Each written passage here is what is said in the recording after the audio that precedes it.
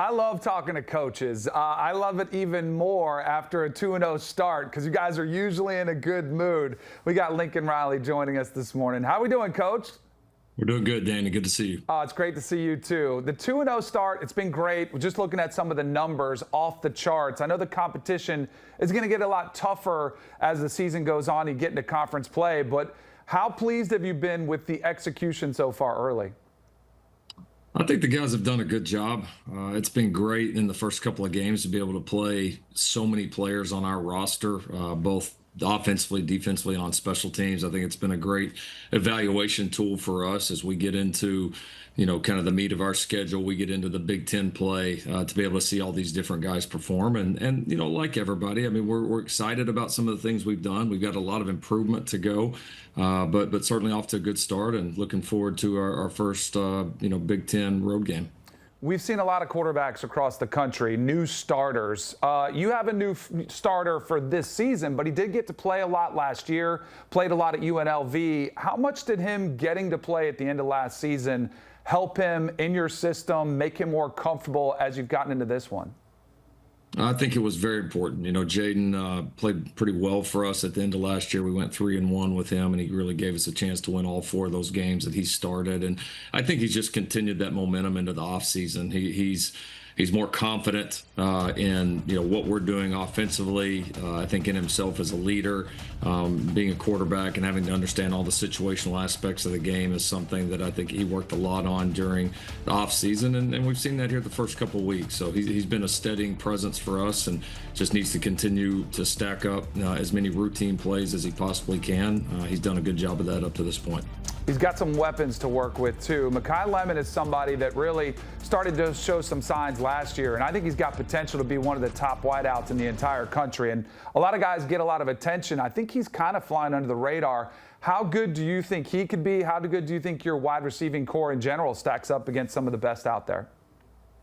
Yeah, Makai's certainly not under the radar for us. He's been a really productive player. He was our most productive receiver last year, and is another guy that's just kind of continued that in terms of his growth as a player. And our quarterbacks, our really entire team, have a lot of confidence and faith in him, and he's really proven himself not only offensively but being a really good special teams player as well. So that's been pretty cool to see his evolution.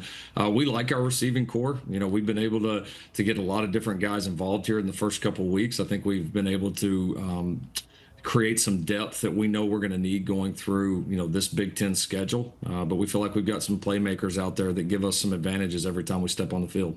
You mentioned that Big Ten schedule. Last year, first year in the league, there was a lot of question marks how the teams from the West Coast would do traveling. The amount of travel puts a toll on the players. And I know you made some adjustments this year. Kind of what went into that thinking? Did you go back and study things, or was it like just the new plane, like the way you're approaching the travel this season? It seems a little bit different.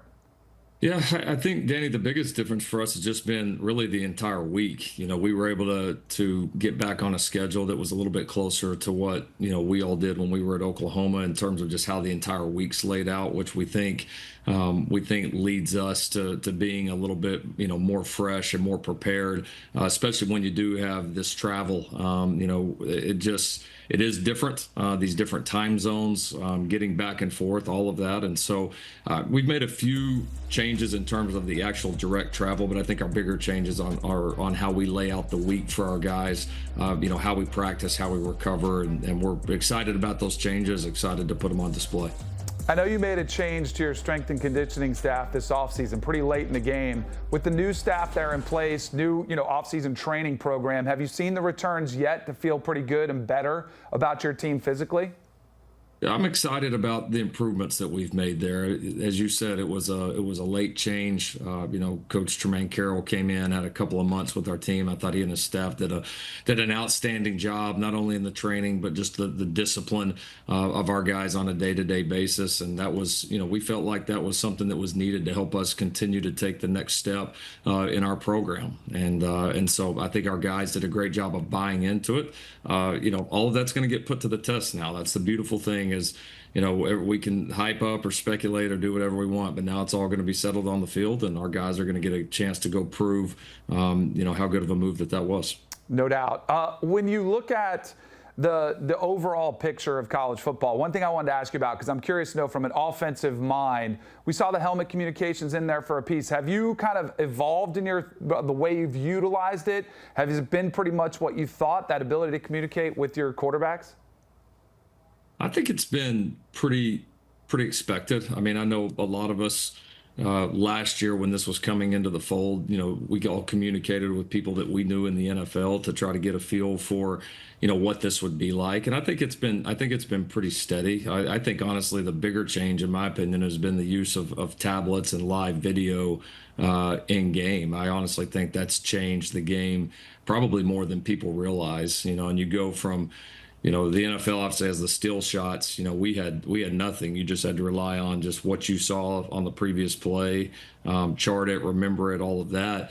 Now we went completely to the other side, and we can replay and watch every play from different angles. So I think that's had a big impact on the game from a strategy standpoint, and I think all of us are probably still adapting to that here in year two. We talked to Dan Mullen a week ago. He said it was like cheating because he's back in college now, and he's like, I can't believe we get to look at these videos, show exactly what you're looking at. That's a huge advantage. I totally agree, man. I was in the day when you had the Polaroids that you could hardly see. They were blurry. It was pretty brutal to try to see what was going on.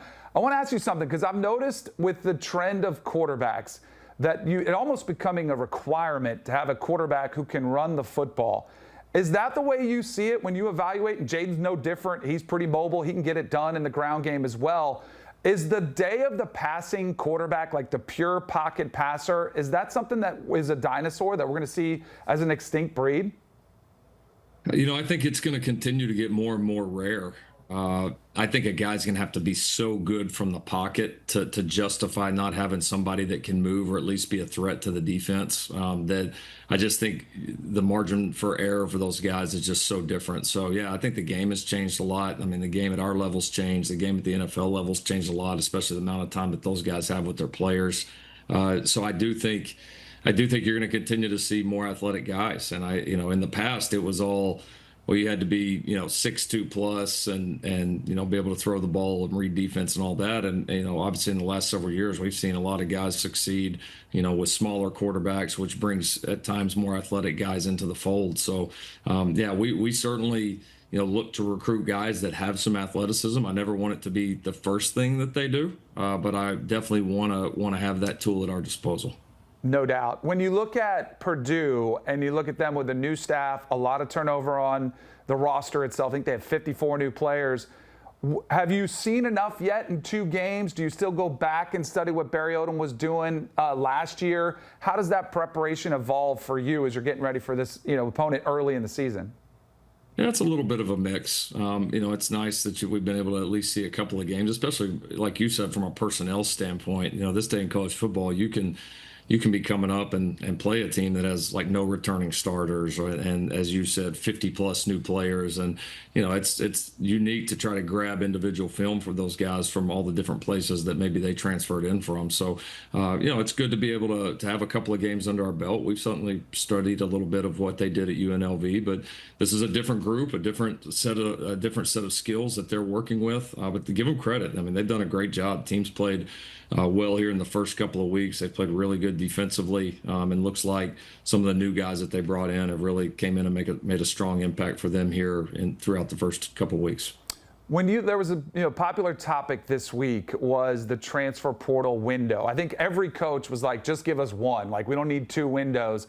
And then with the new date that came out, that January 2nd, the 10-day window starting then, there's been some coaches that have pushed back. Some said it's good. What to you is the perfect spot on the calendar to put that transfer portal window? I mean, unfortunately, there's not one, and I get, you hear the arguments, guys, have come out vocally and said, well, hey, this shouldn't be during the playoffs, which, I agree. To think that the NFL would be having the NFL playoffs and then just free agency right in the middle of it, like, that would never happen. And then but the flip side of it is, like, where do you put it? Because you do want to get your roster set. Guys got to get in school. And so I just think the system, honestly, right now doesn't make for a good place to put it, because you're battling 2 things. You're battling the calendar to play to play the playoffs and the national championship game versus college semesters. And those two things don't jive in a lot of ways. So I got to be honest, I don't know where you put it. I'm glad that we just have one. There's going to be some sacrifice one way or another. Is there the perfect spot the way that the game's played right now? I don't see it, and it's just going to continue to be debated on which one's best. You've done a phenomenal job with quarterbacks. You've coached quite a few that are playing now in the NFL. I'm curious, because I know you guys are you have to dive in and get ready for the next opponent, and you're usually diving in deep on film at the college level. But do you get a chance to sit back and watch Sundays and watch some of your quarterbacks that you've coached up play? Yeah, we're normally, moving on to the next opponent and getting the game put to bed. But I certainly do have my phone by me and checking scores. And occasionally, if I need a break from film or whatever, I'll flip the TV over and just see how one of the guys are doing. I always love it when they're the Thursday night game, because that's the night we get home a little bit earlier. So I always hope that our guys land on that one, because I get to watch the whole game. But no, it's cool. It's cool seeing, those 5 guys playing. It's cool seeing all the different guys we've been able to coach throughout the years, living out that dream and making a big impact at that level. So yeah, a lot of pride and excitement when I get a chance to watch those guys play. Last one for you. Does Jayden remind you of anybody you've coached before, like as a skill set, as a kind of leadership qualities? Does he remind you of anybody you've coached? His temperament reminds me some of Jalen in terms of how steady that kind of both those guys are, that, don't get too high, don't get too low. So I see some of his temperament there. He's a very, very decisive player. Baker was incredibly decisive of where he was going to go with the ball, and Jayden has that same decisiveness. But he's definitely unique in some ways too. He's the biggest guy that we've had in a while. We had all the Smurfs there for a while, so now we finally got a guy with some size. But yeah, he's doing a good job. He just continued to be himself and continue to grow, and it'll be fun to watch him evolve. It's fun watching him play, fun watching him develop. He's been playing outstanding. Best of the luck against Purdue. Best of luck the rest of the season. Appreciate the time. Anytime. Thanks, Danny.